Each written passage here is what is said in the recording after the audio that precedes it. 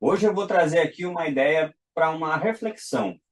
O nosso organismo é extremamente inteligente, ele possui aí mecanismos de adaptação e compensação.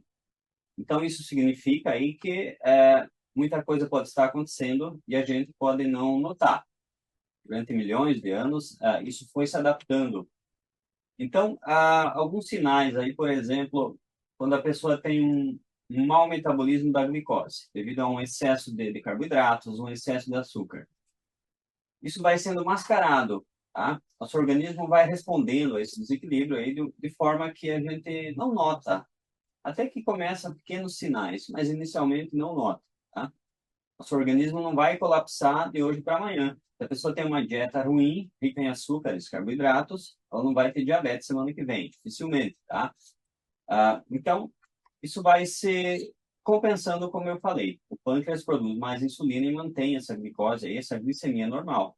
Então, aí já tem um problema. Se só se avaliar a glicose no sangue, né, a glicemia, não tem como se notar o que está acontecendo de forma mais aprofundada. Então, esse esforço acaba tendo um custo, não é do dia para a noite que o problema acontece, mas isso vai se tornando crônico e vai ter um custo. Essa compensação, é, ela não vai acontecer a vida toda. Ela pode acontecer por muitos anos e até por algumas décadas, mas não vai acontecer a vida toda. Então, ao mesmo tempo aí que o nosso organismo é brilhante, traz essa compensação, eu estou falando aqui da glicose, mas isso serve para quase tudo, essa adaptação. Da mesma forma que o estresse crônico pode ser adaptado até que chega num ponto mais crítico. Mas o que que acontece? As células começam a deixar de responder à ação da insulina para receber a glicose. A gente acaba tendo aí o que a chamada resistência à insulina ou resistência insulínica. Isso vai acontecer muito tempo depois do problema, como eu falei. Quando isso começa a se desenvolver, cada órgão ou cada sistema tenta trabalhar cumprindo seu papel. E o pâncreas vai produzir ainda mais insulina, tá? Não sei que ele seja um elo fraco na corrente biológica dessa pessoa, seja um órgão que não consegue trabalhar bem. Isso pode acontecer. Então, durante a formação do feto ainda, né, tem elos que se tornam mais frágeis. Pode ser, sim, o pâncreas. Para a maioria das pessoas, não é.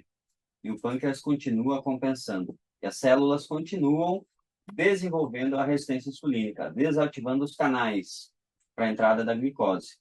As mitocôndrias, que precisam da glicose para trabalhar, precisam do oxigênio também, de outros nutrientes, tudo mais, elas começam a falhar, não produzem energia com eficiência. Por isso a tendência é a pessoa se sentir cansada, não ter aí energia para desempenhar as atividades do dia a dia, praticar esportes, atividade física, por exemplo, tá?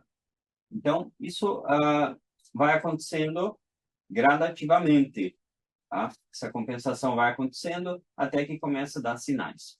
Então, a pessoa que tem aí sinais de cansaço, a tendência ela ter dores musculares de acordo com a atividade que ela pratica. Se ela exagera um pouquinho na atividade física, ela já não recupera bem, não consegue fazer um reparo dos tecidos, por exemplo, depois da musculação, tá?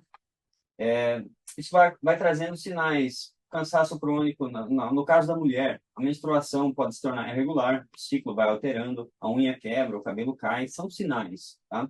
De desequilíbrios, o que eu chamo de tríade metabólica, que eu estou falando do metabolismo da glicose, mas vai impactar também tireoide e pâncreas, além as adrenais também, né? A tríade metabólica. Então, tireoide e adrenais, além do pâncreas. E esses sinais vão acontecendo. Então, uma pessoa pode, por exemplo, desenvolver hipotireoidismo por ter um pâncreas que trabalha muito, um pâncreas saudável, mesmo com o excesso de carboidratos e açúcar. Não desenvolve a hiperglicemia, não desenvolve diabetes, mas desenvolve um hipotireoidismo. Então, é importante entender isso. E tem diversos sinais que vão mostrar isso. A tendência é o triglicerídeo subir, por exemplo, tá? Ele é muito ligado ao excesso de carboidratos. Hemoglobina glicada, são células enferrujadas, digamos assim, que circulam no nosso sangue, junta aí a glicose com o calor, com essas células que são proteínas, né, a hemoglobina, e agora elas se enferrujam, digamos assim, se tornam disfuncionais. E elas circulam aí por muito tempo, atrapalhando a saúde dessa pessoa. Então, a hemoglobina glicada mostra essa questão alimentar dos últimos tempos de uma pessoa em geral, né? Então, altera a hemoglobina, altera os triglicerídeos, como eu falei, o colesterol pode alterar também, tá? São diversos sinais, muita coisa que aparece em exames, algumas coisas que não aparecem em exames, que dependem aí de uma observação, tá? Uma observação que a própria pessoa tem que fazer no dia a dia.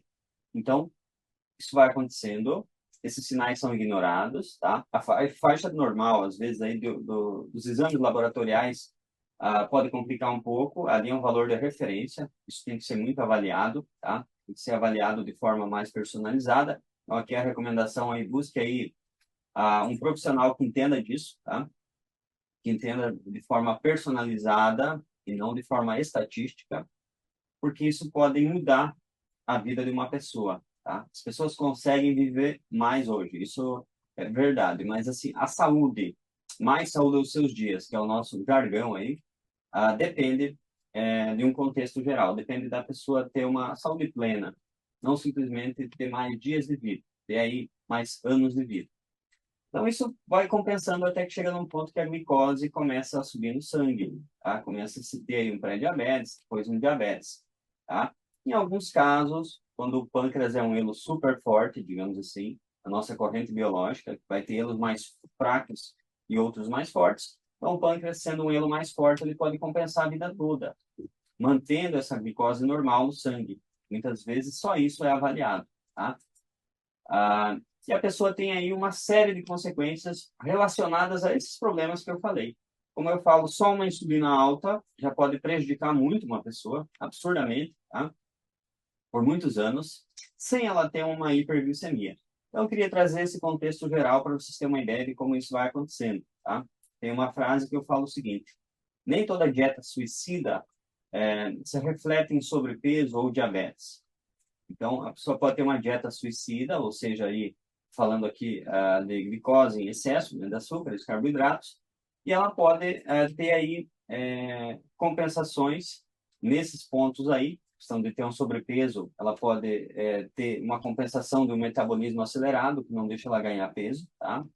Tem um pâncreas, como eu falei, evitando uma hiperglicemia, evitando um diabetes, só que ela pode desenvolver diversos outros distúrbios de saúde devido ao excesso de glicose, tá? Doenças cardiovasculares, ela está mais predisposta a desenvolver câncer, essa pessoa pode desenvolver osteoporose, por exemplo.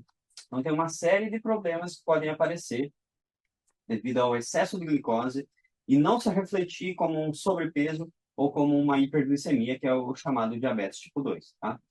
Então, isso precisa ser analisado profundamente, tá? Tem um problema chamado BMS, que eu já falei muito, desorganização metabólica sistêmica, que pode ser avaliado com uma série de exames aí e pode ser entendido e ser analisado de forma mais aprofundada e pode melhorar absurdamente a saúde de uma pessoa, que ela tenha realmente saúde nos seus dias de vida. Isso vai depender, quando já tem o desequilíbrio, vai depender da RMS, reorganização metabólica sistêmica. E o que ela perdeu é a OMS. Ela perdeu a organização metabólica sistêmica. Então, são termos aí que trazem uma visão mais abrangente. Uma pessoa que tem a DMS, desorganização metabólica sistêmica, ela pode ter diabetes ou não, ela pode ter hipotireoidismo ou não, ela pode ter um estresse crônico prejudicando a conversão de hormônios da tireoide, por exemplo, tirando o sono dela. Então, com essa insônia, ela pode aí ter adoecer de diversas formas. Então, a desorganização metabólica sistêmica deve ser aí analisada mais profundamente, tá? Não pode se analisar só a tireoide, só o metabolismo da glicose que envolve o pâncreas, ou só o próprio estresse crônico, tudo isso é muito interligado. Essa é a tríade metabólica, e ela é ligada com o nosso gastrointestinal, por exemplo, o fígado, o intestino, é muito ligado a isso, é onde começam os problemas, desencadeia pela tríade metabólica, afeta o cardiovascular, afeta aí com predisposição a câncer, então isso pode ser muito variável, tá? E é uma das coisas que mais acontece.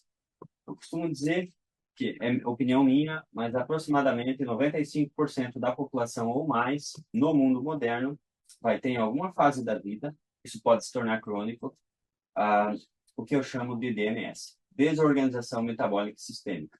Pode impactar na tríade metabólica, não aparecer em exames, pode aparecer em exames, esses exames da própria tríade, tá? Pode ter hiperglicemia ou não, pode ter um hipotireoidismo ou não, pode ter uma fadiga adrenal, que é quando o estresse se tornou crônico, o cortisol subiu por muitos anos, até que as adrenais não conseguem mais trabalhar, produzindo cortisol. Então, isso é muito variável e é tudo interligado. E o problema é que a pessoa, quando tem aí os efeitos, para cada coisa ela acaba buscando um especialista. Por um lado, tem uma vantagem, esse especialista estudou mais aquele problema, propriamente dito, só que, por outro lado, esse especialista deveria ter a visão do todo, não pode ser reducionista, né? Não pode ser misoneísta. Então, tem que ter essa visão integrada aí, porque senão não melhora a saúde das pessoas aí, falando aí de profissionais, né? Então, assim, a gente vai trazer muita coisa bacana relacionada ao metabolismo da glicose agora nas próximas semanas. A gente está lançando o curso Diabetes Além da Glicemia. Estuda isso profundamente. Então, esse é o nosso projeto do momento. E vai ser aí o assunto do momento. Siga o nosso perfil, siga o nosso canal no YouTube. A gente vai trazer através das redes sociais, através do canal do YouTube, tá? E principalmente, onde a gente discute de forma mais aprofundada, nos nossos grupos de WhatsApp. Então, vai ter um grupo de WhatsApp anexado aí, o link, no caso, para quem quiser acessar. Vai ter alguns contatos para quem tiver interesse no nosso curso. Vale a pena estudar, precisa ter autogestão, autorresponsabilidade. Meu nome é Fernando Locatelli, eu sou doutor em terapias integrativas. Vou trazer aqui sempre informações de qualidade para vocês.